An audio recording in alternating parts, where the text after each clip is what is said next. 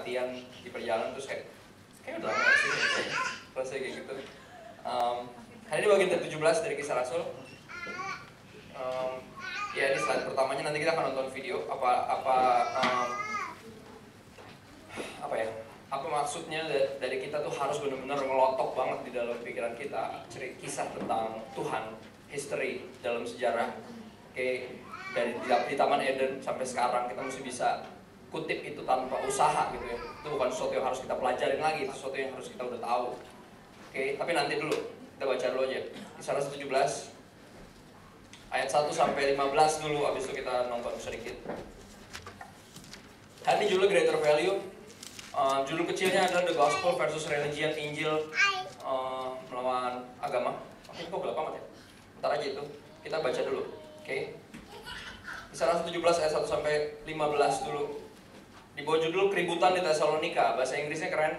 Preaching Christ at Thessalonica. Jadi kalau kita khotbahin Kristus, tentang Kristus, kemungkinan besar akan menghasilkan keributan. Mungkin karena Yesus segitu berlawanannya sama nilai-nilai dunia ini sebenarnya, karena dianggap akan kayak ini apaan lagi sih gitu, kayak akan memancing keributan, khususnya keributan yang lucunya disebabkan oleh kaum-kaum agamis pada saat itu. Jadi yang ngajak ribut bukan preman-preman atau apa, nggak ngajak ribut, yang bikin provokasi adalah mahkamah dan majelis agama pada saat itu, dan menurutku aneh. Tapi nyata, karena sampai sekarang yang paling menentang Injil lucunya adalah agama. Ya kan? Injil itu kan usaha Tuhan menyelamatkan kita, agama itu usaha manusia menyelamatkan dirinya sendiri. Perlawanan. Jadi orang, bahkan guru-guru agama Kristen sekalipun, kalau aku khotbah di Rokris, itu rohani Kristen di sekolah-sekolah negeri, masih suka jangan terlalu gitu bro. Kita di sini tentang menjadi orang yang lebih baik. Enggak. Injil adalah tentang mengenal pribadi yang terbaik, yang pernah tinggalin surga buat mati buat kita, karena agama nggak bisa nyelamatin kita. Dan yang paling menentang justru mereka seringkali. Tentu dari zaman dulu sampai sekarang. Tapi kalau kita nggak pernah benar-benar percaya berita Injil dan menginjil, kita nggak tahu ternyata musuh terbesar kita adalah para kaum agamis itu, religious elite, bahkan dari kalangan Kristen sendiri. Kadang orang suka kayak, wah jangan kayak gitu, jangan terlalu Injil, jangan terlalu, nanti orang pada nggak disiplin. Salah. Injil itu motivasi tertinggi untuk seorang menjadi disiplin. Cinta itu motivasi tertinggi untuk seorang menjadi setia. Karena nggak ada yang bisa merubah orang jadi setia, cuma cinta. Dan agama nggak berhasil membuat kita mencintai Tuhan. Agama berhasil membuat kita mencintai diri kita sendiri dan berusaha memanfaatkan Tuhan. Itu agama. Gue udah taat, ayo mana berkatnya? Kan gitu. Itu agama. Yuk, mulai ayat 1. Kisah Rasul 17, Paulus dan Silas mengambil jalan melalui Amfipolis dan Apolonia dan tiba di Tesalonika. Kepada jemaat di Tesalonika, Paulus pernah menulis 2 surat, 1 dan 2 Tesalonika. Di situ bisa dibaca nanti aja di rumah. Jadi ini salah satu jemaat sebenarnya yang Paulus kirim surat lagi nanti ke situ. Ini pertama kali dia ke sana. Oke, di situ ada sebuah rumah ibadat orang Yahudi. Seperti biasa, Paulus masuk ke rumah ibadat itu. Maksudnya bukan seperti biasa dia ke situ, tapi setiap kota yang Paulus masukin, dia selalu masuk ke rumah ibadatnya. Selalu pertama ke sana, cari orang Yahudi, pasti langsung. Kayak kasarnya kalau gue main ke kota manapun, gue langsung cari gereja. Itu pergerakannya. Seorang penginjil akan selalu nyari gereja, bukan langsung nyari tempat-tempat lain untuk pinggir jalan langsung menginjil. Dia biasanya langsung cari gereja dulu, karena dia harus kerja sama gereja itu untuk melakukan, karena yang dipakai oleh Tuhan di kota, di tempat ini adalah gereja ini. Jadi amit-amit banget kalau kita sama gereja-gereja sebelah-sebelah kita aja nggak terlalu kenal, apalagi nggak pernah kerja sama. Karena kita sedang memenangkan daerah yang sama, harusnya kita bekerja sama. Karena kalau sendirian nggak akan bisa. Tidak baik manusia seorang diri, tidak baik gereja seorang diri, satu gereja doang, nggak baik, harus kerja sama. Untuk menangin berapa gading itu gede, orangnya banyak. Oke, dari manapun berada. Oke. Seperti biasa, Paulus masuk ke rumah ibadat itu 3 hari sabat berturut-turut. Artinya 3 minggu berturut-turut. 3 sabat itu sabat tiap Sabtu. 3 sabat berturut-turut. Ia membicarakan dengan mereka bagian-bagian dari kitab suci. Artinya dia bikin sermon series 3 minggu. Ya kan? Itu yang terjadi. Dia langsung membahas ini. Dia ngebahas apa? Bagian-bagian dari kitab suci. Tentang apa? Ayat ketiga. Ia menerangkannya kepada mereka dan menunjukkan, ini dia isinya, ini isi sermon seriesnya. Ia menerangkan dan menunjukkan bahwa Mesias harus menderita dan bangkit dari antara orang mati. Lalu ia berkata, inilah Mesias, yaitu Yesus yang kuberitakan kepadamu. Jadi dia bahas 3 minggu ini, dia kulik semua kitab perjanjian lama, dia cari bukti-bukti yang membuktikan bahwa Yesus adalah Mesias. Jadi seorang pendeta tugasnya gini doang. Menerangkan sama menunjukkan. Jadi apa? Menunjukkan bicara apa? Dibukain ayatnya, diingetin orang-orang pada zaman itu mungkin ada gulungan-gulungan kita, dibukain, ditunjukin, sama diterangin. Itu doang kerjaannya. Bukan bikin-bikin pemikiran sendiri, terus orang-orang dipaksain untuk ngerti pemikiran dia. Enggak. Tugas gue selalu cuma buka Alkitab sama terangin doang nih maksudnya ini loh. Lihat gak? Ketemu gak Yesus di cerita ini? Itu doang tugasnya. Dan dia sampai bikin sermon series 3 minggu berturut-turut cuma buat itu doang. Sermon series sangat tidak menarik pada saat ini kan.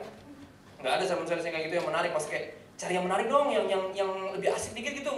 Jangan kayak Yesus mulu, kayak perjanjian lama nyari Yesus itu nggak seru. Seru banget. Nggak seru karena nggak pernah baca perjanjian lama. Kalau lu baca tuh serunya amit gila. Gue bener-bener kayak kita lagi ngabisin kejadian di master plan di Ebenezer Bible Study.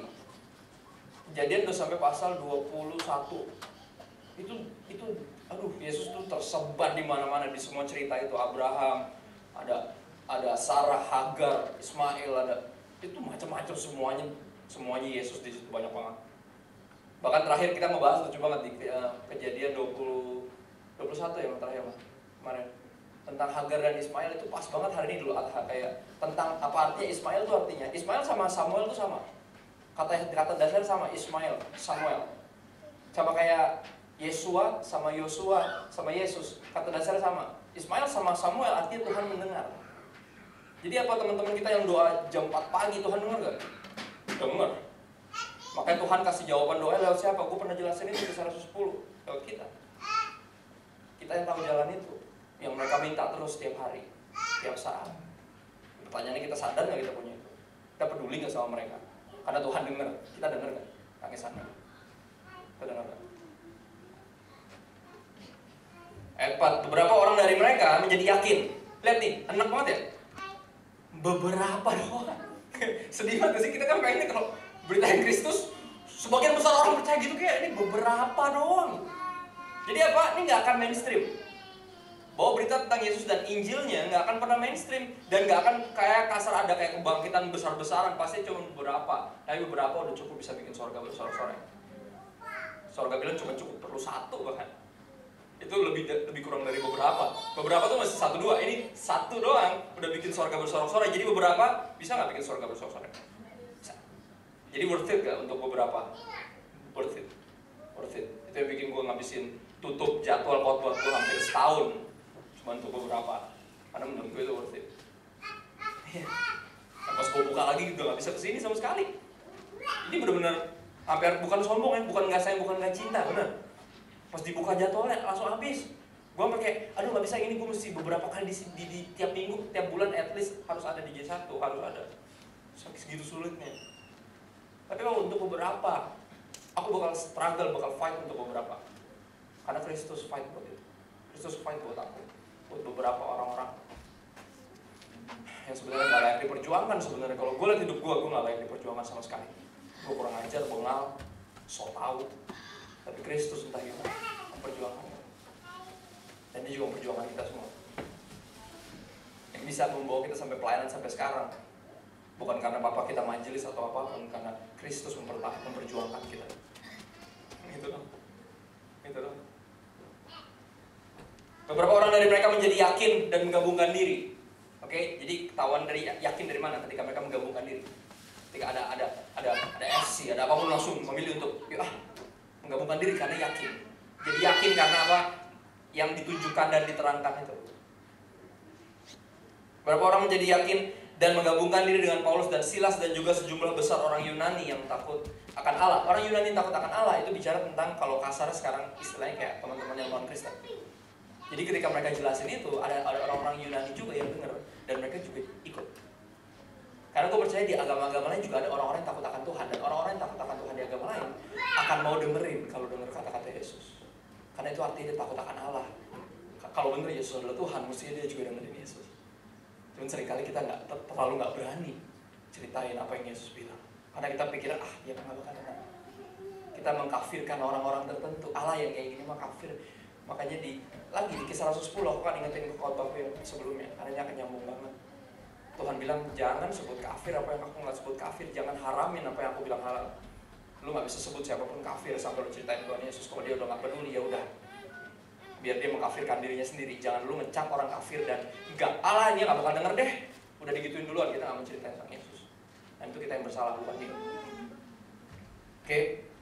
Dan tidak sedikit. Nah ini ada penghiburan dikit ya. Beberapa tapi tidak sedikit. Jadi ada lumayan lah jumlahnya. Tidak sedikit perempuan-perempuan terkemuka yang ikut percaya. Jadi zaman itu yang lumayan megang adalah para cewek-cewek. Sampai sekarang ya. Ayat 5, tetapi orang-orang Yahudi menjadi iri hati. Lihat nih, siapa musuhnya? Teman-teman dari kaumnya sendiri. Gila gak? Artinya apa? Yang nanti akan menentang kita sebenarnya dari gereja juga, dari teman-teman Kristen juga sebenarnya nanti yang ngerusuin banget Injil. Karena Injil itu agak apa ya? Kayak terlalu indah gitu, too good to be true gue bilangnya. Jadi kayaknya masa sih orang bisa berubah karena disayang? Padahal cuma itu doang satu-satunya cara. Tetapi orang-orang Yahudi menjadi iri hati dan dengan dibantu oleh beberapa penjahat dari antara petualang-petualang di pasar, aka preman pasar. Itu dia bahasa gampangnya. Ini dia. Mereka kaum religius itu cari preman-preman pasar dan bikin kerusuhan, lihat nih. Mereka mengadakan keributan dan mengacau kota itu. Mereka menyerbu rumah Yason atau Jason bahasa Inggrisnya dengan maksud untuk menghadapkan Paulus dan Silas kepada sidang rakyat. Jadi dibikin provokasi, jadi rusuh. Tetapi ketika mereka tidak menemukan keduanya, mereka menyeret Yason dan beberapa saudara ke hadapan pembesar-pembesar kota sambil berteriak, katanya, orang-orang yang mengacaukan seluruh dunia telah datang juga kemari. Lihat nih, dilebay-lebayin. Orang-orang yang telah mengacaukan seluruh dunia. Kata Paulus, gue aja belum pernah ke seluruh dunia. Gue baru mulai keliling ke beberapa kota, ini baru datang ke sini, lihat gak? Provokasi selalu bentuknya lebay. Selalu bentuknya lebay. Ini dia nih, pengajar sesat nih, mengacau kekristenan. Oh serius, gue beritain Injil. Kenapa lu bilang gue jadi mengacau kekristenan? Ya kan? Tapi apa yang tadi bilang, provokasi yang bentuknya selalu fitnah, selalu lebay. Pasti, selalu dibumbuin, pasti. Dan Yason menerima mereka, menumpang di rumahnya, dituduh juga. Jadi kayak, ini tempat boleh numpang, oke? Dan yang ditumpang ini tuh dirusuin. Kata ini, orang-orang ini kerjasama tuh sama para pengacau seluruh dunia itu. Orang-orang itu numpang di rumah ini, di rumahnya si Yason ini. Oke? Mereka semua bertindak melawan ketetapan-ketetapan kaisar. Lihat, fitnah. Dengan mengatakan bahwa ada seorang raja lain, yaitu Yesus. Lihat nih. Padahal ini bentuknya secara spiritual, tapi mereka arahin itu kayak ini dia nih. Ini orang bikin-bikin ada raja lain. Ada yang mesti disembah lain. Selain, ada yang mesti dihormati lain selain presiden, yang kayak gitu-gitu. Di fitnahnya makin aneh-aneh. Ayat 8. Ketika orang banyak dan pembesar-pembesar kota mendengar semuanya itu, mereka menjadi gelisah. Bener nggak nih? Jangan-jangan bener. Jangan-jangan ini propaganda. Jangan-jangan ya kan kayak di RRC, kalau teman-teman mesti tahu sampai sekarang, kekristenan itu difitnahnya sebagai itu. Orang-orang yang mau bikin propaganda, yang mau menggulingkan pemerintahan. Dibilangnya itu para pengkhianat bangsa, dibilang. Ngeri banget, padahal nggak gitu-gitu amat, keles. Ngerti? Percaya nggak? Lu akan makin, Cina tuh akan makin dipenuhi dengan kemuliaan Tuhan kalau ada kasih Tuhan. Kita bawa cintanya Tuhan, kita nggak mau bikin menggulingkan pemerintahan, nggak bisa. Enggak. Kita pengen orang lebih sayang-sayangan satu sama lain. Allah adalah kasih, dan cinta itu punya nama, namanya Yesus. Cinta punya nama, namanya Yesus. Lihat nih, tapi lihat nih, keributannya agak sedikit rendah ketika dikasih apa? Seperti kasus ISIS. Bayar, pindah agama, bayar atau pergi. Ya kan? Kalau mau tetap di situ mati berarti pilihannya. Tapi ada kemungkinan bisa bayar. Agama banget nih. Agama nih masih ada sistem bayar-bayaran nih. Dari zaman dulu ajaran-ajaran sesat tentang indulgensi, kayak penjualan surat pengampunan dosa, tidak banget ya. Sekarang orang bisa beli kurban. Dan dulu zaman dulu udah beli kurban, makanya Yesus pernah kebalikin lapak domba di depan rumah ibadat, karena agama tuh berkaitan dengan itu. Religion is business. Sorry to say, sampai sekarang kenyataan kok. Lihat di lampu merah ada harganya kan? Paling murah sekarang apa? 2.750.000. Kambing. Itu paling gak berat, paling biasa. Zaman dulu domba nggak tahu berapa. Bisnis. Agama itu bisnis dari dulu sampai sekarang. Kenyataan kok, kalau marah jangan marah sama gue, marah sama, emang itu kok kenyataannya. Ya kan? Makanya ada kayak, nggak tahu sekarang ngetren banget sih, ya kan? Kayak kita bikin perjalanan tur ke Israel gitu kayak. Sebenarnya itu bisa kayak naik haji gitu, semacam itu, bisa dikorupsi sedikit, ya kan? Menteri Agama kita jatuh gara-gara itu kan, ingat gak? Karena uang pengelolaan orang mau beribadah ke sana jauh-jauh banget, mau beribadah di mana aja kan gitu. Ayat 10. Paulus dan Silas di Berea, tapi ayat 9. Tapi setelah mereka mendapat jaminan atau mendapat duit dari Yason dan saudara-saudara lain, mereka pun dilepaskan. Kasihan banget Yason. Kayak cuma dinumpangin rumahnya dan dia harus bayar. Karena apa? Membiarkan dua penginjil ini untuk menumpang di rumahnya. Artinya apa? Akan ada resiko. Akan ada resiko yang harus lu bayar kalau lu benar-benar di dalam Tuhan, benar-benar mendukung pekerjaan Tuhan. Walaupun lu bukan penginjilnya, tapi lu menampung penginjil itu, akan ada resiko, akan ada fitnah, akan ada sampai kayak gini. Tentunya bentuknya costnya duit, pasti. Duit itu minimal yang kita bisa berikan buat Tuhan, bukan maksimal nyawa. Tapi apa? Percaya deh, worth it. Tanya para rasul yang pada jadi martir, tanya deh, menurut mereka worth it gak 1-2 orang? Worth it. 10. Tapi pada malam itu juga segera saudara-saudara di situ menyuruh Paulus dan Silas berangkat ke Berea. Setibanya di situ pergilah mereka ke rumah ibadat orang Yahudi. Sama lagi, pas sampai di Berea, tadi di Tesalonika, di Berea sama lagi, dia langsung nyari rumah ibadat Yahudi. Oke, orang-orang Yahudi di kota itu lebih baik hatinya. Ciri-cirinya apa lebih baik hatinya? Apa maksudnya? Lihat nih. Lebih baik hatinya daripada orang-orang Yahudi di Tesalonika. Gimana ciri-ciri lebih baik hatinya? Karena mereka menerima firman itu dengan segala kerelaan hati. Itu dia artinya lebih baik hatinya. Yang tadi Injil agak ditentang, tapi di sini lebih orang-orangnya lebih mau dengerin firman, lebih mau terima firman. Dan setiap hari mereka menyelidiki. Dia tahu dari mana? Tahu dari mana mereka menerima firman itu dengan segala kerelaan hati. Karena berikutnya apa? Mereka akan kulik sendiri. Tiap hari mereka akan ada yang disebut kayak tanda-tanda kehausan rohani. Kak, kalau ini gimana Kak? Lanjutin dong Kak, jangan berhenti dong daily bread-nya, yang kayak gitu. Gue daily bread udah berhenti gak tau berapa lama, 2 bulan apa hampir. Gak tahu, karena anak gue udah mulai sekolah, pagi gue udah mulai pusing. Karena pagi-pagi udah mesti bangun, segala macam siap-siap, udah mesti siapin anak-anak. Berangkat kantor aja selalu terlambat sekarang. Dan akhirnya mengujung pulangnya harus lebih terlambat juga, karena harus 8 jam sehari. Ini kalau udah sampai kantor jam 10, setengah 11, gue harus pulang jam 7, setengah 7 malam baru pulang. Yang mesti jam 5 bisa pulang. Buru-buru mau bikin daily bread, kapan juga gitu. Ya kan? Tapi apa? Ada beberapa, walaupun gak banyak. Gue berdoanya tuh banyak, kayak ayo dong Kak, gini-gini 1-2, tapi itu worth it untuk gue lanjutin daily bread. Worth it, gue harus cari cara gimana caranya. At least seminggu 1 ya. Itu udah usaha banget hari Sabtu kayak gak tau kapan gitu. Cuman worth it, tapi apa? Itu ciri-ciri baik hati, menerima firman dengan rela. Mereka akan apa? Setiap hari. Setiap hari loh, bukan cuma setiap minggu. Mereka menyelidiki kitab suci untuk mengetahui apakah semuanya itu benar demikian. Banyak dari lu gak percaya karena lu gak tahu bahwa itu benar. Lu gak tahu bahwa itu benar karena lu gak pernah kulik. Gak pernah. Ngakunya aja rindu, haus dan lapar akan engkau, kaulah segalanya. Itu deh, ngakunya. Ntar kita nyanyiin lagu itu. Mudah-mudahan lagu itu udah gak lagi jadi pengakuan yang basa-basi hari ini. 12 banyak diantara mereka menjadi percaya. Tadi beberapa, sekarang banyak. Di kota ini banyak. Karena apa tadi? Lebih responsif kepada firman Tuhan. Jadi jumlahnya pasti lebih banyak.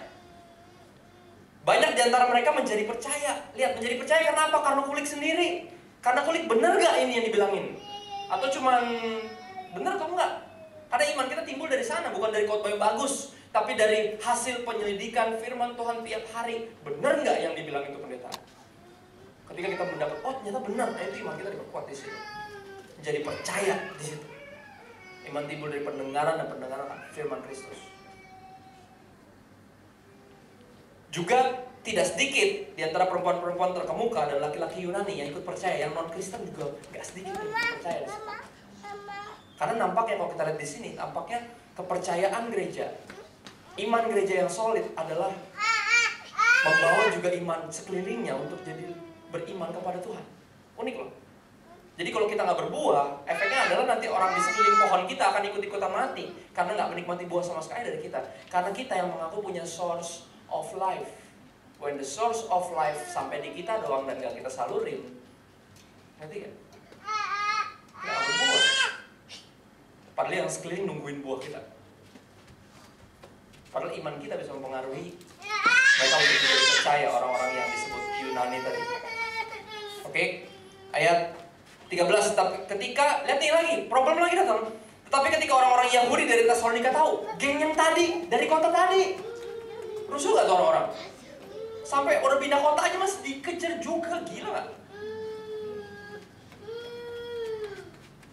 Tapi ketika orang-orang Yahudi dari Tesalonika tahu bahwa juga di Berea telah diberitakan firman Allah oleh Paulus, datang jugalah mereka ke sana menghasut dan menggelisahkan hati banyak orang. Hasut lagi, provokasi. Tetapi saudara-saudara menyuruh Paulus segera berangkat menuju ke pantai laut. Tetapi Silas dan Timotius masih tinggal di Berea. Paulus izin apa nih, 2 orang ini kalian yang kesini, gue cabut dulu. Karena yang terkenal, yang ada gambar wanted-nya itu Paulus sama Silas, mukanya. Timotius di situ. Atau Paulus doang lebih tepatnya sih, karena Silas ada di situ juga. Paulus yang paling dicari, most wanted, itu ya. Dead or alive. Makanya dia pernah ngomong mungkin. Makanya dia pernah bilang gini, bagiku hidup Kristus, mati no, dead or alive. Karena mungkin fotonya di mana-mana. Mungkin. Dan yang cari teman-teman agamawi, bukan penjahat-penjahat. Orang-orang yang mengiringi Paulus menemaninya sampai di Athena, lalu kembali dengan pesan kepada Silas dan Timotius supaya mereka selekas mungkin datang kepadanya. Artinya apa? Suruh nyusul asap. Jangan lama-lama amat di Berea. Karena kadang-kadang suka rasanya gitu, kalau diterima di mana lu pasti pengen betah di situ. Karena kenyamanan itu musuh dari movement. Bener? Gak enak kalau udah nyaman terus mesti cabut ke tempat lain lagi, itu agak gak enak. Kayak kasarnya kayak gini, kayak orang bilang kalau mau diet atau badannya bagus, berhenti makan sebelum kenyang. Ini enggak itu. Jadi kasarnya gitu, kita mesti move sebelum nyaman. Udah mau mulai nyaman dikit langsung cabut tempat lain. Makanya apa? Paulus bilang sama Silas sama Timotius, ayo nyusul ya, segera. Karena di Berea mereka diterima, enak banget untuk nyaman di situ. Ayo kita lihat di video dulu deh. Apa artinya menjelaskan dari perjanjian lama? Karena gini, ketika masuk ke bait Allah, ketika ngobrol sama teman-teman Kristen, kita bisa pakai firman Tuhan. Kita bisa pakai Alkitab. Karena itu yang mereka baca juga, itu yang mereka percaya juga. Tapi buat teman-teman yang non-Kristen, yang fasik atau yang aku bilangnya awam, yang non-Kristen, kita harus menjelaskannya nggak bisa kutip dari firman Tuhan karena mereka bodo amat nggak percaya sama ini. Nanti akan dengan cara lain. Tapi apa? Kita mesti punya skill, mesti punya kemampuan untuk mengutip firman Tuhan secara garis besar secepat ini. Gila, ini dalam kurang lebih kayaknya 3 menit atau 5 menit, kayaknya nggak nyampe 5 menit. Mereka jelasin dari Kejadian sampai Wahyu. Ini menarik banget dengan cara pakai skill mereka, yaitu video. Menarik banget. Ini pendeta kerjasama sama firm yang biasa mengatur presentasi atau apapun itu. Jadi kerjasama orang-orang bisnis sama pendeta sama sarjana teologi. Menarik banget mereka bikin. Coba deh digelapin dulu apanya. Oke. Nikmatin ya filmnya. There's this crazy story at the beginning of the Bible. We have Adam and Eve, and they're in the Garden of Eden. And everything in this garden is great. It's exactly as it should be. Except there's this one tree that they're told by God not to eat from because it's dangerous and it will kill them. So that's it. Avoid this fruit tree and we're fine. Right. It seems pretty simple. But in this garden, there's a snake. And it starts telling a different story. It says that if you eat of this tree, it's not going to kill you. In fact, it's going to make you become like God. And Adam and Eve, they believe the snake and they eat the fruit. And because of this, the goodness of the garden is tragically lost and evil and death enters into God's good world. Now, why is there a talking snake in the garden? I mean, this thing is a problem. Yeah, it's very strange. And even more strange is the fact that the Bible doesn't say why or how this thing even got there. It just presents the snake as this creature who's in rebellion against God and that wants to get other people to doubt God's goodness and lead them on a path towards death. And so whatever this snake is, it's the source of evil that pervades our world and our lives, even still today. But there is some hope, because right here in the story, God makes this really interesting promise to Adam and Eve. That someone is going to come in the future, a son of Eve. And this guy's going to come and he's going to crush the serpent's head and destroy evil at its source. However, during this battle, the serpent is going to bite this guy's heel. So it's like a mutual destruction. Yeah, it's this very strange but beautiful promise. And it's just left hanging there until the next key moment in the story, when God singles out this guy named Abraham and says that through his family, goodness and blessing is going to be restored back to all of the nations of the world. And as we follow this family, we get to one of Abraham's great-grandsons, this guy named Judah. And he receives this promise that a king is going to come from his line, and that the whole world's going to follow this king, and he's going to bring peace and harmony, and there'll be lots of food and wine and milk and vineyards, and it's going to be awesome. The first king that we meet from the line of Judah is a guy named King David. And he's a hero. Maybe he is the snake crusher. But it turns out that David is infected with the same evil as the rest of humanity. He never crushes the snake, just the opposite. However, God makes a promise to David that this king is going to eventually come from his line. But as you go on in the story, one by one, each generation of his sons, they're just total chumps. They give in to the snake, they choose evil, they go after money and sex and power and following other gods. Things get so bad that they run the nation of Israel right into the ground, and the big bad empire of Babylon just takes them out. And so now there are no more kings to even fulfill this promise. So it seems like the whole plan is lost. But during these dark days, there's this crazy group of guys called prophets. And they just kept talking about this coming king and reminding us of the promise that he'll come, he'll defeat evil, he'll restore the garden. Now, one specific prophet, Isaiah, he tells us more about why this king is bitten. Isaiah says that the promised king receives this wound because of humanity's evil, and that it kills him. But then all of a sudden he comes back. And Isaiah says it's because he suffered this wound that he can now become a source of healing to other people. But the Old Testament ends, and the snake-crushing king that everyone's been talking about never shows up. And this is why, when the New Testament begins, it introduces us to Jesus of Nazareth, not as some random guy, but as someone who comes to fulfill these specific ancient promises. Yeah, we learn that he's from the line of David, Judah, and Abraham. And he goes around Israel announcing that the goodness of God's kingdom is here, now. And he begins confronting the effects of evil on people by healing them, by forgiving them of their sins and evil. Many people are now believing that this is, in fact, the promised king. But Jesus began telling his closest followers that he was going to become king and bring peace by taking the full effect of humanity's evil into himself. The fatal snake bite wound. Exactly.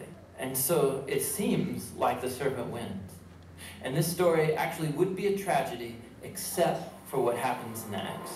Jesus rises from the dead. And now Jesus has the power over evil and death for himself. And so the rest of the New Testament is then making this claim that Jesus' power over evil and death has now become available to us to begin confronting the effects of evil in our lives. But even still, death and evil are a real problem in our world all around us. And so the story of the Bible ends by describing this future day when Jesus comes back and he finishes the job. He destroys the snake once and for all, and he restores the goodness of the garden here on earth.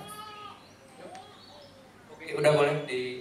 Hey, this is Tim. And this is John. We think one of the best ways to understand the Bible is to... Sama yang satu lagi tadi yang gondrong, orang bisnisnya. Jadi kayak, kita mesti bisa, apa ya, presentasiin keseluruhan kisahnya tuh dengan semudah ini. Kayaknya mudah banget kan, cuma berapa menit. Tapi apa kita punya itu keyakinan itu, bukan kemampuan, keyakinan. Aku bicara keyakinan.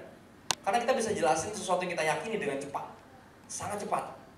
Pernah punya teman nggak yang lampunya bolehnya? Punya teman yang ini nggak? RFP namanya, Financial Planner, aka agen asuransi.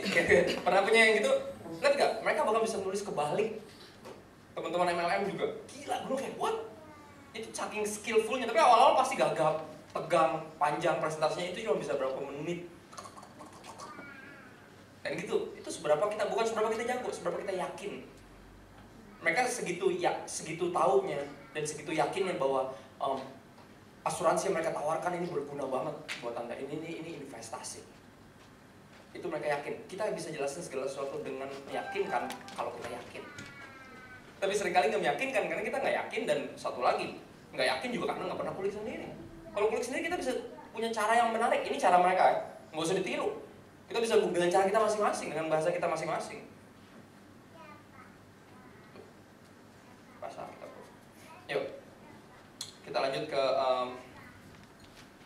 dan Saulus nampaknya punya skill itu kan, dia dengan cepat bisa untuk itu. Bisa langsung engage sama gereja itu secepatnya, dan minggu depannya lagi ngebahas selama 3 minggu. Oke, slide berikutnya. Slide berikutnya. Kita langsung ke ayat 16.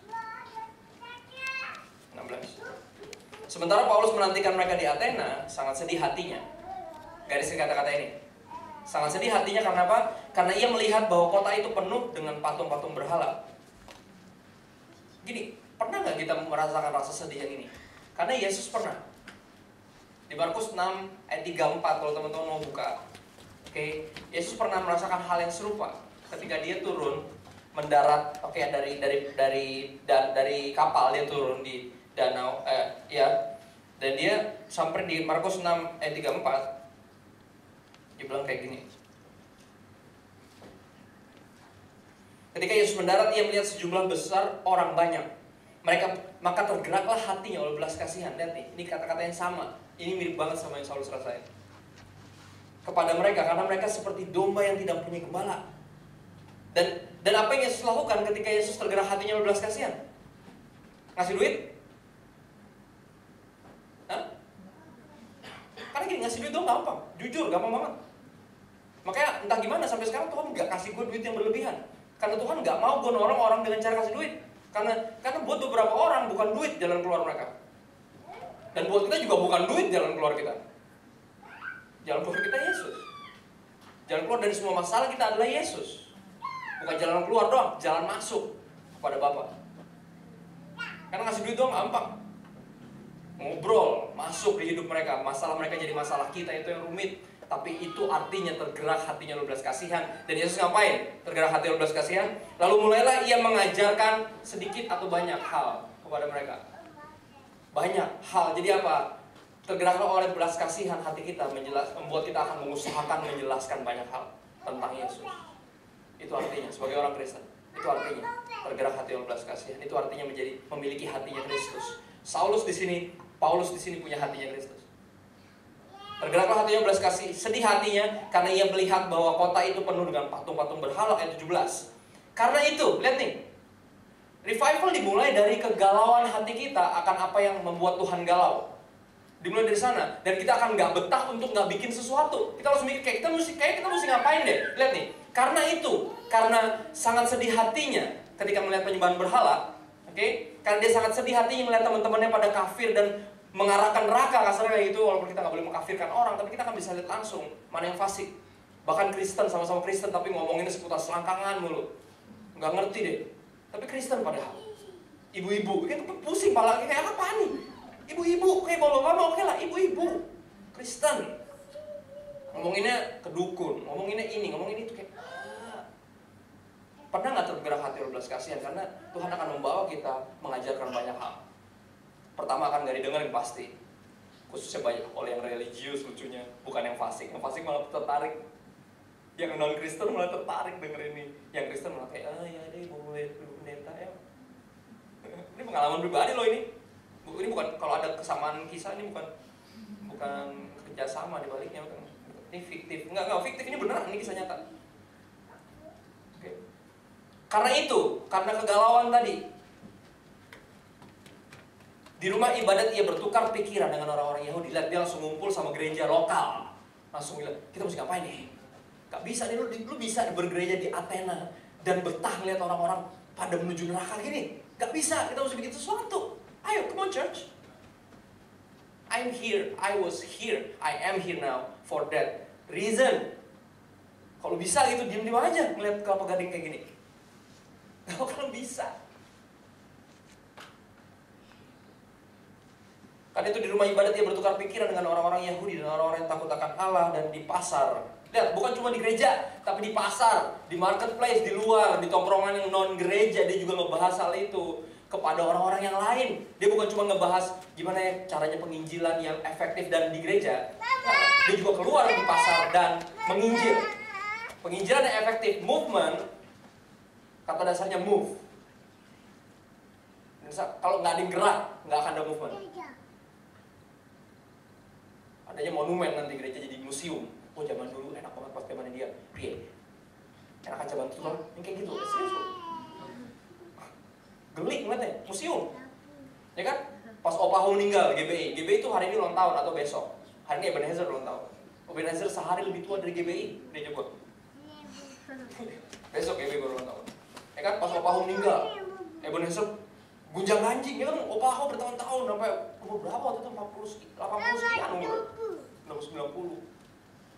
Tapi kan gereja nggak harus jadi museum yang cuma mengingat masa lalu. Enggak. Roh yang sama yang membangkitkan Kristus dari antara orang mati ada di sini.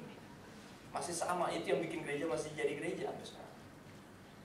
Masih terus menangin jiwa sampai sekarang. Bikin orang-orang nggak betah cuma seminar-seminar penginjilan, ke pasar, nginjil. Itu dia. Keluar sana, bikin sesuatu di luar sana. Tapi dimulai dari bikin sesuatu dulu di sini ngumpul. Kita mesti ngapain nih? Strategi penting banget. Dan di pasar setiap hari dengan orang-orang yang dijumpai di situ, siapa aja yang dia ketemuin, dia injilin. Dan juga beberapa ahli pikir dari golongan Epikuros dan Stoa. Gue akan jelasin ini Stoa nih. Ini Stoa itu dari Stoicism. Yang pendirinya adalah Zeno dari Citium. Ini dia. Mereka menganggap gini. Oke. Dan juga beberapa ahli pikir dari golongan Epikuros dan Stoa bersoal jawab dengan dia, dan ada yang berkata, apakah yang hendak dikatakan si Pleter ini? Apa Pleter? Pleter itu pembual. Dia bilang bahasa Inggrisnya, bahasa asli lucu. Seed picker. Suka ngumpul, bahasa gampangnya apa ya? Pengumpul berita, tapi gini. Orang-orang yang, kalau temen gue pernah ngeledekin gue gini, dibilangnya lu tuh ahli dalam cucoklogi, tau lu cucoklogi? Cucok-cucokin, tau gak lo kayak, kalau ngeliat ini kan sebenarnya ini kayak gitu-gitu. Orang Kristen tuh ahli cucoklogi. Gue bilang, itu tujuan kita dikasih otak, biar bisa melihat kalau Tuhan kasih tanda-tanda. Kalau Tuhan bekerja kita bisa lihat, bukan usaha gue cucoklogi dari perjanjian lama kita cari-cari Yesusnya. Enggak, emang ini perjanjian lama dikasih sebagai pelajaran. Bahwa ini sebuah janji dari hari pertama tuh nenek moyang kita berdosa sama Tuhan, Tuhan udah berjanji akan menyelamatkan kita. Bukan cucoklogi, bukan. Tapi ini yang dibilang nih, ini si sotoy ini dengan pengetahuan yang terbatas, yang suka ngumpul-ngumpulin berita, di copy paste, dijadiin satu, terus berusaha meyakinkan kita, disebut sebagai peleter. Pembual malah dibilangnya. Ini orang ini mau tahu, dia kan nih Paulus kayaknya nggak lebih pintar dari mereka, ini orang-orang pintar. Pernah nggak ngobrol sama teman-teman ateis tapi yang benar-benar pintar parah? Ya Allah sampai sedih karena dia ini orang pintar banget gitu. Pernah nggak? Gue sering banget. Kadang langsung speechless dan powerless, langsung kayak terus gue mesti ngapain nih? Enggak. Kekuatan kita Injil bukan kepandaian kita. Berita Injil yang adalah kebodohan bagi mereka yang akan binasa, tapi itu kekuatan Allah bagi mereka yang percaya. Roma 1. Makanya Roma 1:16 dia bilang apa? I am not ashamed of the gospel. Gue gak malu. Tapi kadang kalau kita merasa cuma tahu Injil doang, nggak tahu yang lain, kita kadang suka ngerasa malu. Tapi ini Pak, Paulus juga berani walaupun dia dianggap nggak tahu apa-apa. Pembual, peleter, lihat nih. Tetapi yang lain berkata, rupa-rupanya ia adalah pemberita ajaran dewa-dewa asing. Lihat nih. Dia bilang apa? Dia bawa berita ajaran yang lain yang baru, yang nggak pernah kita dengar. 19, lalu mereka membawanya menghadap sidang Areopagus dan mengatakan, bolehkah kami tahu ajaran baru mana yang kau ajarkan ini? Dengerin, ini kemungkinan besar adalah kaum Stoa tadi, dari teman-teman dari Stoa tadi, teman-teman dengan dia punya worldview yang itu, Stoa tadi. Karena gini, Stoa itu menarik, lihat ya.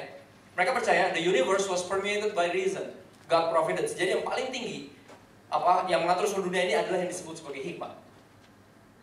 Makanya Yohanes pernah ngomong sesuatu yang menarik, pada mulanya adalah firman atau logos atau tadi hikmat biologi. ilmu yang mempelajari tentang logos. Dia pakai bahasa ini, bahasa teman-teman Stoa. Teman-teman Stoa berpikir gini, yang paling tinggi adalah reason. Jadi apa? Reason is human made progress. Jadi ketika kita mulai bisa berpikir lebih tinggi, jadi seolah tuh pengetahuan ada yang paling tinggi bagi mereka. Mereka tertarik kayak, boleh nggak gue tahu? Dibawa ke tempat untuk bisa soal jawab atau debat atau berdiskusi dengan lebih kondusif di tempat itu, Areopagus tadi. Karena mereka tertarik. Epikuros tapi nggak peduli, nanti gue akan jelasin Epikuros di belakang. Karena banyak dari kita juga tampaknya Epikuros. Anehnya, di gereja bertahun-tahun masih Epikuros. Aneh. Oke? Jadi mereka percaya reason is human made progress and advance from ignorance to knowledge. Progres manusia dari nggak tahu apa-apa jadi tahu banyak. Tapi apa kita tahu? Tahu banyak nggak cukup. Karena sampai sekarang manusia nggak bisa jelasin piramid. Manusia bahkan nggak bisa jelasin peradaban suku Maya kuno yang nampaknya mereka lebih ngerti tentang luar angkasa daripada kita. Tapi kita tahu apa? Kita tahu cuma sederhana. Gue cuma tahu Tuhan jadi manusia dan mati buat gue pada hari ketiga dia bangkit, dan dia nggak bangkit sendiri, diajak gue bangkit dan nanti dia datang lagi. Kita cuma tahu itu doang. Nggak perlu tahu semuanya. Alien ada nggak, Kak? Pertanyaan-pertanyaan aneh macam itu. Gue bilang gini, kalau ada kenapa, kalau enggak kenapa? Gue selalu habis khotbah suka ada Q&A kalau di retret, dan biasanya gue bilang gini, sorry ya, bukannya nggak boleh nanya macam-macam, tapi gini, pertanyaan dibatasi dengan gini, jawabannya harus mempengaruhi iman lu sama Tuhan. Ngerti nggak maksudnya? Karena banyak yang bisa kita tanyain, alien ada nggak toh? Jujur nggak tahu gue. Kalau ada juga bodoh amat, emang kenapa kan gitu? Ya kan banyak pertanyaan lain-lain lagi, macam-macam yang aneh-aneh. Sederhana aja kalau jawabannya harus mempengaruhi hubungan lu sama Tuhan, keimanan lu. Jadi akhirnya apa, pertanyaan yang aneh-aneh langsung kayak, iya. Ya kan, kayak pertanyaan kayak, Adam punya udel nggak? Nah gitu-gitu kayak, serius kayak, apaan tuh? Itu dia pertanyaan-pertanyaan aneh-aneh, nggak perlu ditanya kan? Jadi apa? Sebenarnya knowledge bukan jalan keluar. Karena apa? Pengenalan akan Kristus yang Paulus bilang itu lebih mulia dari semua yang gue pelajarin dari dulu. Yang paling penting kita tahu Tuhan jadi manusia dan mati buat kita, itu yang buat kita bisa hidup dan mati buat Dia. Itu doang yang kita tahu. Oke, tampaknya ini teman-teman Stoa ini tertarik mereka. Oke, lanjutin lagi. Ayat 20. Sebab engkau memperdengarkan kepada kami perkara-perkara yang aneh. Karena itu kami ingin tahu. Apakah artinya semua itu ya? Ciri-ciri mereka ingin tahu. Ada nggak teman-teman? Lu kalau punya teman pasti lu bisa klasifikasiin. Teman-teman yang ignorance, teman-teman yang nggak tahu. Ignorance tuh nggak mau tahu, ignorant. Ada yang ignorance nggak tahu. Tapi apa? Yang nggak tahu biasanya suka kepo ada, tapi ini nggak banyak. Tapi ada beberapa dan itu layak diperjuangkan. Sangat layak, bahkan yang ignorant aja Tuhan tetap mati buat dia. Artinya layak diperjuangkan juga. Pasti. Kadang-kadang ignorant itu apa, tembok besarnya kadang dimulai dari orang-orang Kristen yang gagal jadi Kristen. Jadi ketika kita bantuin dia, tembok keraguan-raguan tiba-tiba turun sendiri. Aneh. Tiba-tiba langsung mau dengerin talk, kemarin tuh sempat ngomong tentang Yesus. Maksudnya apa sih? Tapi apa? Tidak sampai lu pinjemin dia duit. Ngerti gak? Kegagalan kita jadi Kristen itu, kegagalan kita berbuah, itu membuat mereka gak menikmati buah dari keselamatan. Tapi apa? Ada yang tertarik. Ada juga. Jadi kita harus semangat buat dua-duanya. Oke, ayat 21. Adapun orang-orang Athena dan orang-orang asing yang tinggal di situ tidak mempunyai waktu untuk tidak mempunyai waktu untuk sesuatu. Oke, selain untuk mengatakan atau mendengar segala sesuatu yang baru. Jadi mereka sangat tertarik untuk hal-hal yang kayak gini. Ada beberapa teman-teman kita, ada teman-teman yang tipe suka debat, ada suka diskusi. Ada yang panjang lebar, kadang kayak capek juga, tapi nggak apa, worth it. Besok yang lanjutin makan siang itu udah ada yang kayak gitu. Wah. Besok lagi ya, buset, oke. Ntar kalau pulang malam-malam kemana? Ya, jagain anak. Tapi oke lah malam ini kita ngobrol. Ya nggak habis-habis. Seneng aja, seneng diskusi. Tapi kadang diskusi yang terus kalau nggak ada ujungnya ke Yesus, nggak ada intinya.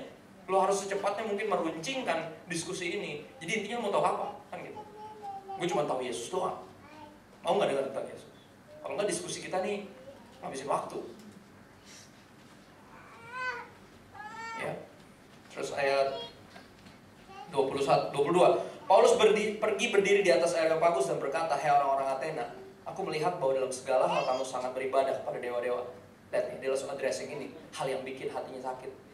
Lihat itu. Oke. Sebab itu aku berjalan-jalan. Sebab ketika aku berjalan-jalan di kotamu dan melihat-lihat barang-barang pujaanmu, aku menjumpai juga sebuah mesbah dengan tulisan kepada Allah yang tidak dikenal. Lihat, Paulus ketemu celah untuk ngobrol. Pas dia jalan.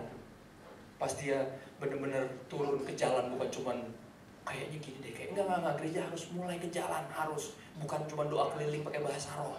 Mulai pelajarin lingkungannya sendiri. Kita bisa masuk lewat mana ya? Itu dia. Paulus masuk lewat ini. Dia tiba-tiba ngeliat satu berhala, tulisannya untuk pada dewa yang gak dikenal. Ternyata mereka saking, teman-teman di Bali juga kayak gini loh. Mereka 200 yang mereka tahu dewanya, ada dewa-dewi ada namanya. Tapi ada ribuan lain yang mereka nggak tahu namanya. Jadi mereka kadang bikin juga sajen yang kecil-kecil Banten gitu untuk dewa-dewa yang mereka nggak tahu. Karena takutnya ada satu yang nggak ke sajen, nggak dikasih, nggak disembah terus dia agak marah, bete, terus kita jadi kena masalah. Kan gitu. Kayak gitu. Tapi Tuhan kan nggak kayak gitu. Kalau kita nggak nyembah dia nggak bikin kita kena masalah, kan gitu sebenarnya. Itu bedanya Tuhan sama yang lain-lain. Tuhan kita bukan yang tipe kayak gitu-gitu amat gitu, kayak nyembah gue nggak lo, kutuk lo, kayak gitu kan. Nah kalau kita nggak nyembah dia, kita rugi sendiri.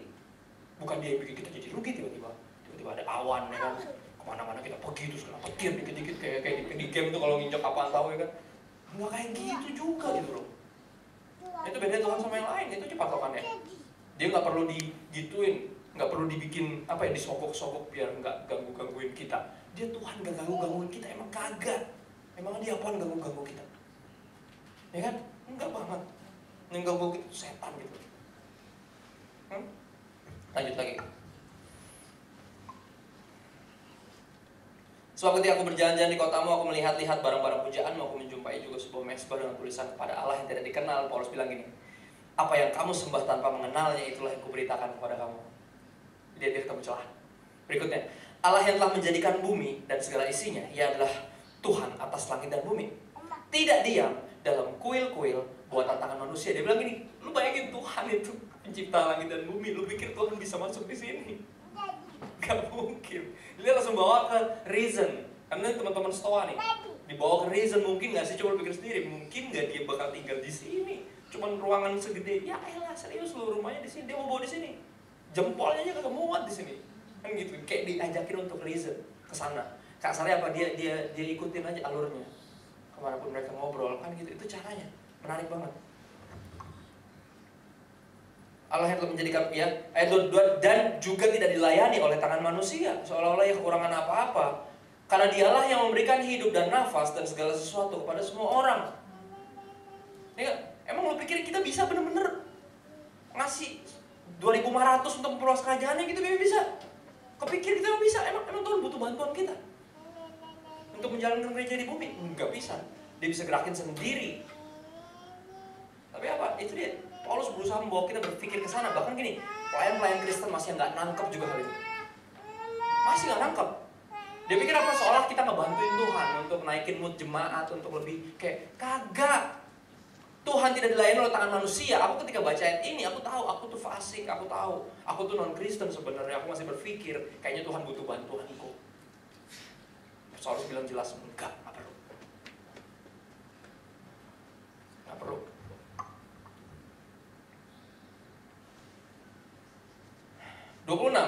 Dari satu orang saja ia telah menjadikan semua bangsa dan umat manusia untuk mendiami seluruh muka bumi. Dan ia telah menentukan musim-musim bagi mereka dan batas-batas kediaman mereka. Lihat lucu kan? Paulus ngomong ke orang-orang yang nggak tahu Alkitab tanpa pakai kutip. Di Kejadian berapa ayat berapa? Enggak. Dia bahkan oleh satu orang saja dia menciptakan satu dunia. Oleh satu orang saja bicara apa? Dari cuma keturunan satu orang doang. Dari Adam, orang pertama. Dia nggak sebut namanya, bahkan Adam ada di Kejadian. Dia ngomong kayak bahasa yang biasa.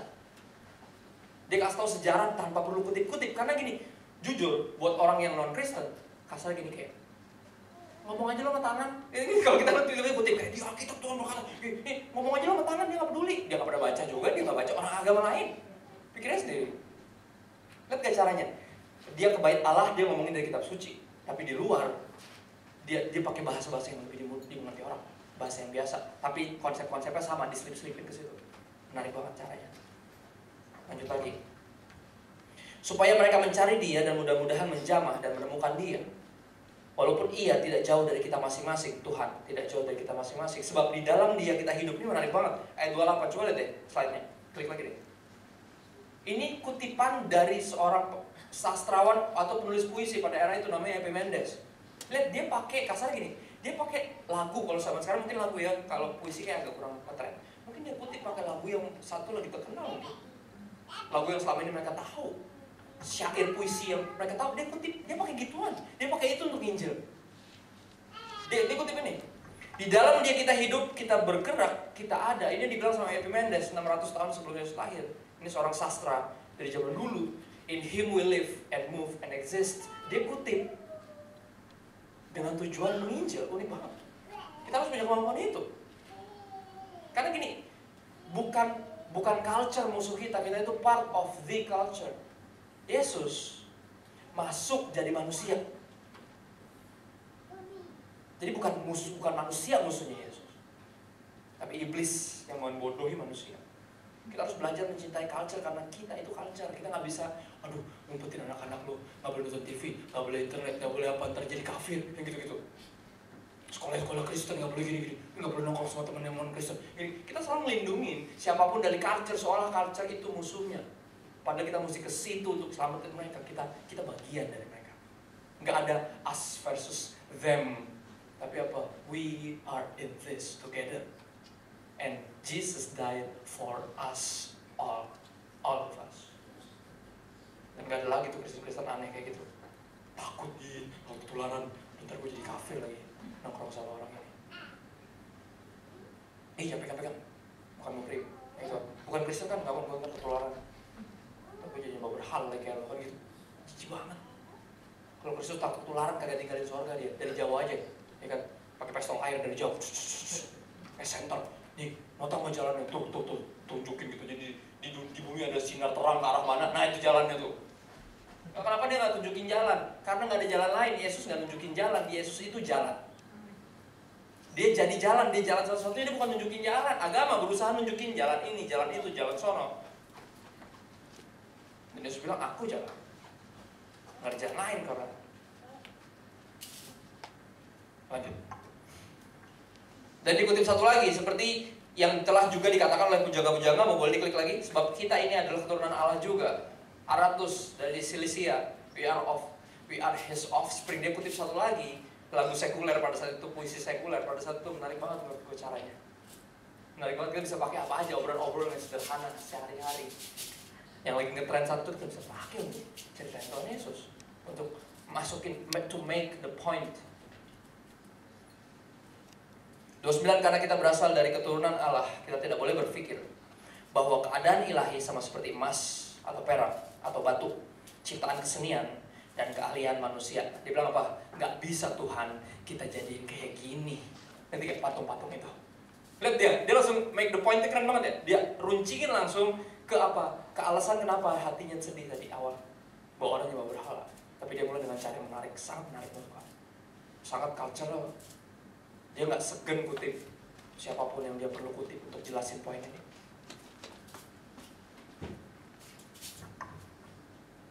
Dengan tidak memandang lagi zaman kebodohan, maka sekarang Allah memberitakan kepada manusia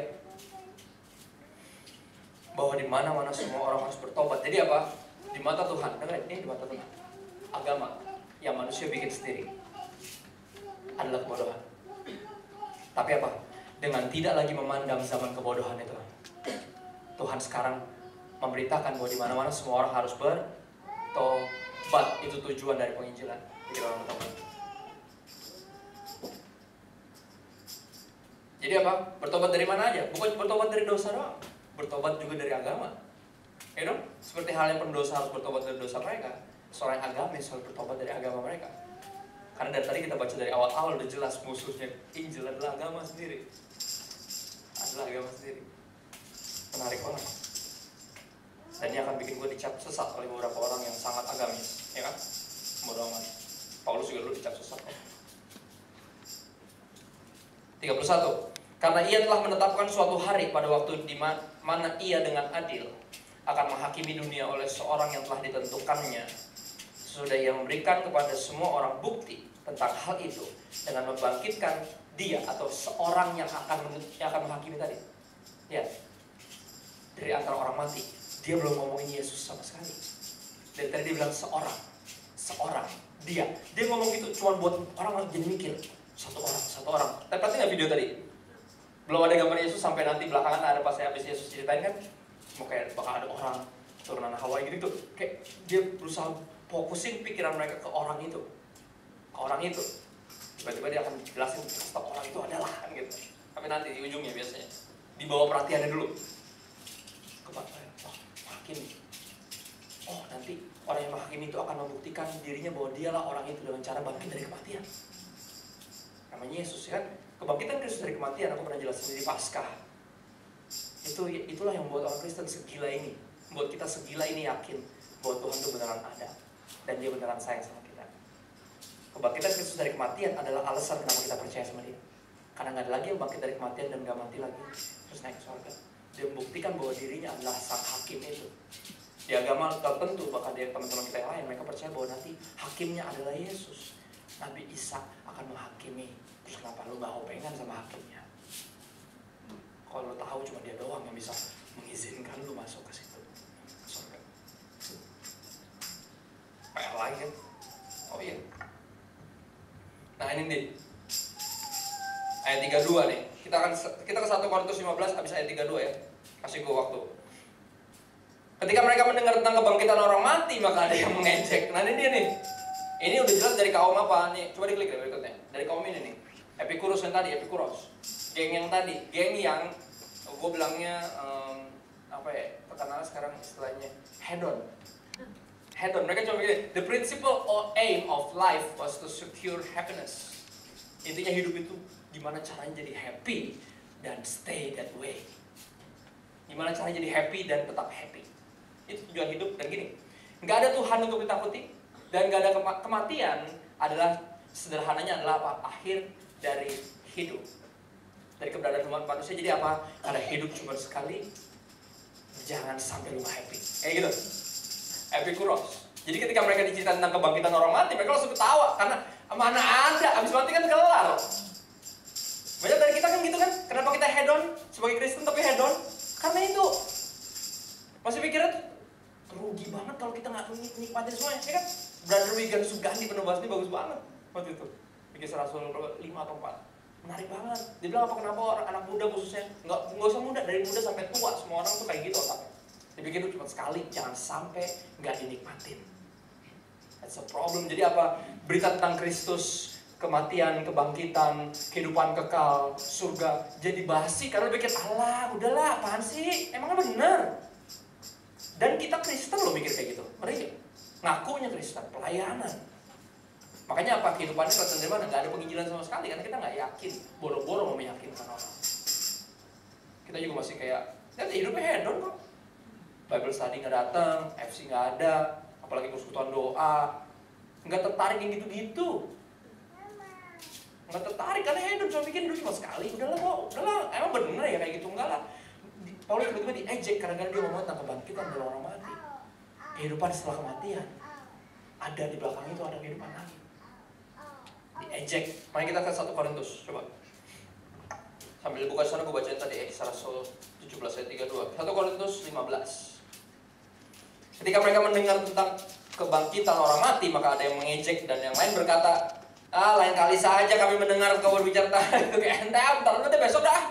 Males gue kalau mulai gini-gini nih.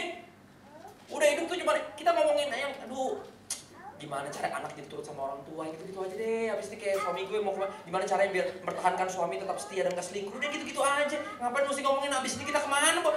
Udahlah, besok aja lah kayak gitu-gitu aja ngomongin temen ntar aja deh. Kayak hidup kayak kurang rumit gitu. Hidup yang di sini aja udah rumit, ngomongin hidup setelah ini. Kan gitu. Ya kan? Banyak yang gak tertarik karena apa? Otaknya cuma di sini doang. Dia pikir habis hidup tuh udah kelar, habis mati itu udah beres. Enggak. Hidup kekal jauh lebih lama. Hidup kekal itu selamanya. Ada kata lama di kata selamanya.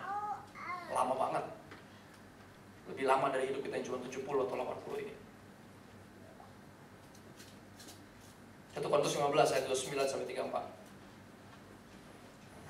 Waktu tinggal sedikit, sekali-sekali. bergeraklah hati belas kasihan, mengajarkan banyak hal kepada kita semua. 1 Korintus 15 ayat 29. Jika tidak demikian, apakah faedahnya perbuatan orang-orang yang dibaptis? Orang mati. Kalau orang mati nih, dari kalau orang mati sama sekali tidak dibangkitkan. Ayat 30 langsung. Dan kami juga, mengapa kami setiap saat membawa diri kami ke dalam bahaya? Kalau emang gak ada kehidupan setelah ini, ngapain kita repot-repot sampai kayak gini? Ngapain ada yang martir?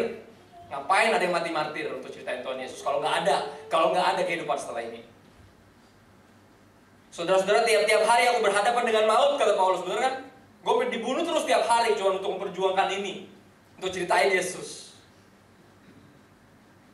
Kalau hanya berdasarkan ayat 32, kalau hanya berdasarkan pertimbangan-pertimbangan manusia saja, langsung apa gunanya hal itu bagiku, kata dia, kalau emang gak ada kehidupan setelah ini. Buat apa gue mempertaruhkan nyawa tiap-tiap hari? Jika orang mati tidak dibangkitkan, maka marilah kita, ini kata kunci buat yang hedon. Ini lagunya. Jika orang mati tidak dibangkitkan, jika gak ada kehidupan setelah ini, maka marilah kita makan dan minum, sebab besok kita mati. Benar kan? Hidup cuma sekali. Jangan sampai lupa happy. Ini dia hedonisme di sini. Dan percaya nggak, pandangan ini yang membuat kita nggak tertarik sama hal-hal yang rohani. Nggak tertarik. 33 menarik. Janganlah kamu sesat. Pergaulan yang buruk merusakkan kebiasaan yang baik. Nampaknya, kalau bisa dilihat dengan jelas, pergaulan yang sesat adalah pergaulan yang dimanapun atau siapapun orang-orang itu cuma berusaha membuat lo berpikir bahwa hidup ini cuma sekali, jangan sampai nggak happy. Itu pergaulan yang sesat. Kenapa lo mesti nongkrong sama teman-teman Kristen yang punya keyakinan bahwa ada kehidupan setelah kematian, bahwa kita hidup harus memuliakan Tuhan? Karena kalau nongkrong sama yang sesat tadi, kita akan mulai berpikir bahwa jangan-jangan hidup cuma sekali, jangan sampai nggak happy. Itu yang di otak kita. Itu yang membuat kita jadi mental kepada semua boro-boro penginjilan. Injil aja kita nggak yakin. Mau ada sermon series, mau cuma 3 minggu apa 3 tahun, boro-boro 3 minggu aja bosan, apalagi 3 tahun, coba lu pikir. Kenapa? Hedon. Kita pengikut ini nih, Epikurus, jadi kurus, kuros, namanya Epikuros. Lihat ayat 34. Aku tutup dengan ini, coba diklik deh, slide terakhir. Ayat 34, kita baca dulu di sini. Sadarlah kembali sebaik-baiknya dan jangan berbuat dosa lagi. Ada di antara kamu yang tidak mengenal Allah. Hal ini kukatakan supaya kamu merasa malu. Gila, keras banget kan nih. Sadarlah sekarang, ini message buat kita, para pengikut Epikuros. Kita bukan pengikut Kristus. Jujur, lihat dari mana? Lihat dari hidup. Kalau dari pengakuan, kita bisa ngaku jadi apapun. Lihat hidup kita, ngaku aja deh. Ayat ini buat kita, sadarlah sekarang dan jangan lagi berbuat dosa.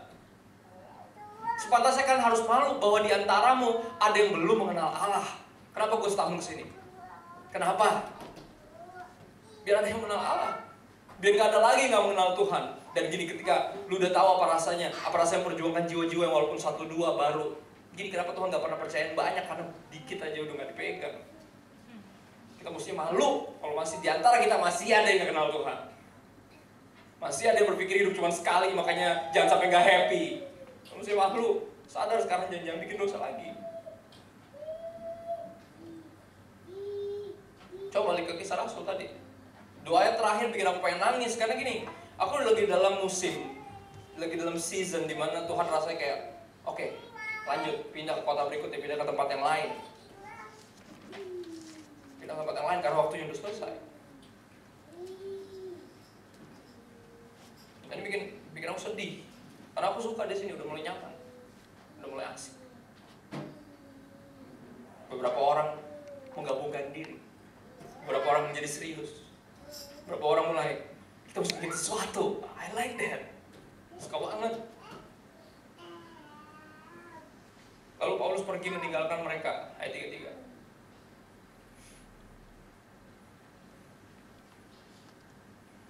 Tapi beberapa orang laki-laki menggabungkan diri dengan dia dan menjadi percaya. Di antaranya juga Dionysius, anggota majelis Areopagus, orang penting pasti. Dan seorang perempuan bernama Damaris dan juga orang-orang lain bersama-sama dengan mereka. Setahun worth it. Walaupun cuma beberapa yang menggabung mandiri, menurut gue worth it. Beberapa jadi serius, menurut gue worth it banget. It's sad to leave, but I have to go. Pernah kebayang nggak? Berapa banyak kota, berapa banyak gereja, berapa banyak jemaat di tiap kota yang pengen Paulus jadi gembala di situ? Berapa banyak? Coba pikir. Pasti hampir semuanya. Pasti hampir semua bilang Paulus di sini aja deh. Pasti. Ya kan? Tapi kenapa dia harus pergi? Karena Roh menuntut dia harus pergi karena masih banyak tempat-tempat lain yang harus diyakinkan bahwa habis kehidupannya ada kehidupan yang lain. Jadi greater value yang mesti kita terima. Greater value. Kita harus menghargai apa yang Kristus hargai, yaitu jiwa-jiwa, dan kita harus memperjuangkan mereka sedemikian rupa. Paulus melakukan hal itu, mau dibunuh tiap hari, kenapa? Untuk memperjuangkan jiwa-jiwa itu. Dia harus pindah kota sana, kota situ, kota mana. Ketika udah mulai nyaman, udah mulai diterima, dia harus tetap pergi lagi kemana. Karena itu tugasnya. Sulit banget. Tapi itu harus dilakukan. Karena greater value tadi, karena masih banyak orang yang berpikir hidup cuma sekali, makanya harus jangan sampai nggak happy. Masih ada aja yang mikir kayak gitu. Dan bukan cuma di gereja ini doang. Di gereja lain yang gede, yang ribuan, puluhan ribu, 75, 80% masih mikirin kayak gitu. Makanya Tuhan tuh apa? Cuma alat untuk mencapai kebahagiaan. Ngeri. Diceritain Injil yang bener, langsung pada ada yang tersinggung, mukanya banyak, tapi nggak sedikit yang jadi percaya. Kayak, oh gitu ya Kak, aku pikir kita buat diberkati, tujuan akhir kita enggak, tujuan akhir kita jadi berkat. Nggak pernah tentang kekayaan pribadi kita, nggak pernah tentang kebahagiaan doang, tapi tentang kekudusan. Nanti Tuhan akan kudusin kita, bukan cuma tentang kebahagiaan doang. Oh gitu ya Kak. Beberapa orang jadi percaya, tapi gue harus pergi lagi. Kemana lagi, yang lain lagi.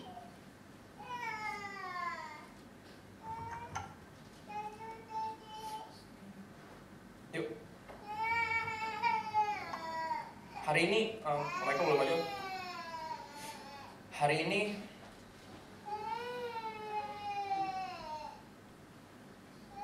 kita merayakan, bukan Idul Adha ya, teman-teman yang lain merayakan Idul Adha. Mereka merayakan kerelaan Abraham untuk mengorbankan anaknya. Untuk mereka anaknya adalah Ismail, untuk kita adalah Ishak. Tapi dua-duanya nggak jadi dikorbanin. Yang jadi dikorbanin adalah Yesus.